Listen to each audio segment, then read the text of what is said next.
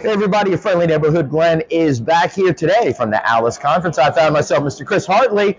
He's running the Global Hotel Alliance. So we're going to see what's going on internationally. So I got to ask you, Chris, I've been focused so much on the United States and North America in general, but what is happening internationally when it comes to the travel resurgence that we've been seeing, at least here in this part of the world?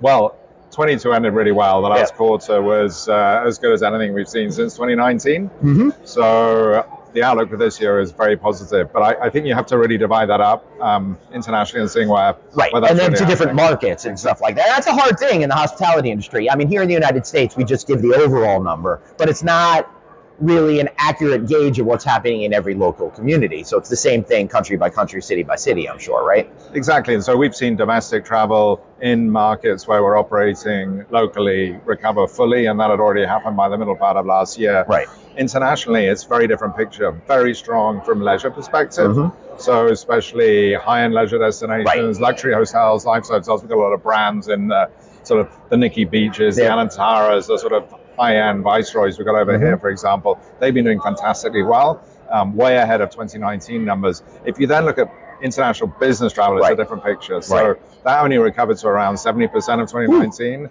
And it's got a way to go. And I would predict that won't fully recover even this year internationally. But domestically, again, that's so what is holding back that component? I think part of the problem is the perception of travel still as complex internationally.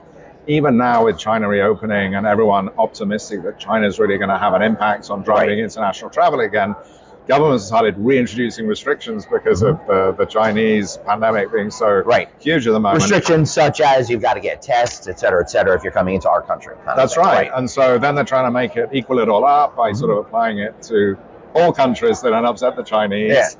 And Korea and Japan have fallen foul of that already as an example. So what it does is put in people's mind that international travel is still complicated.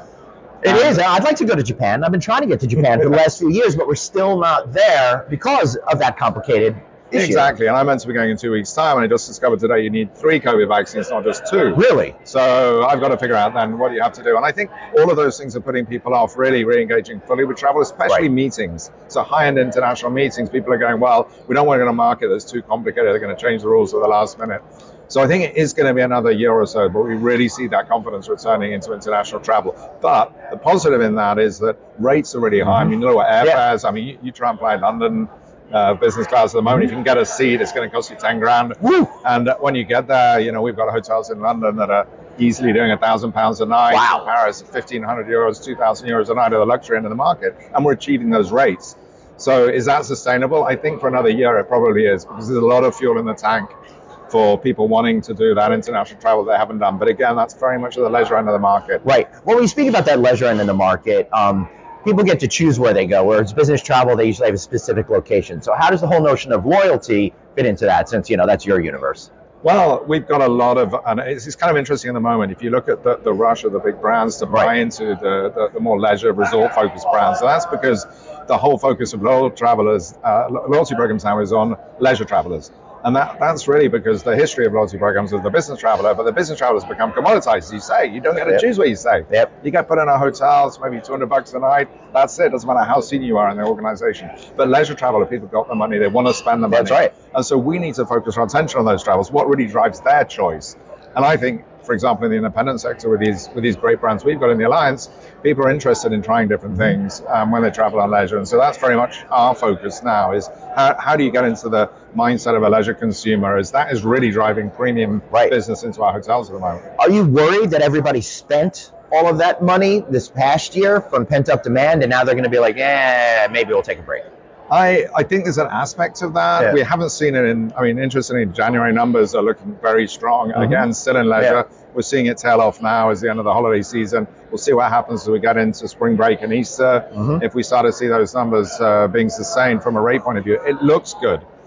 I mean, I read an article today, the Chinese are sitting on $1 trillion of travel spend that is going to come into the economy. But again, the question is, they're not. Airlift, for example, out of China internationally is down 95%. My goodness. Available seats. Right. Well, I mean, why would you, as an airline, fly there if people aren't allowed to come and go? And it's complicated. And airlines don't just switch on overnight and suddenly have 100% of previous capacity. So all of that $1 trillion, whatever it is they're ready to spend on international travel, it's going to come into the economy, but it's going to take a while, I think.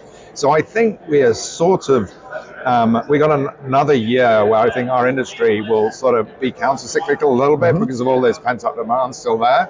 I think you have to look into 24 to see what will the normalization look like, both in terms of rate from a leisure point of view and in terms of whether business travel ever actually recovers internationally to where it was 4 years ago. Yeah. Well, that'll be interesting. Great perspective. Thanks so much. I really appreciate it, Chris. Thanks, Glenn. And thanks for watching another report here live from Alice.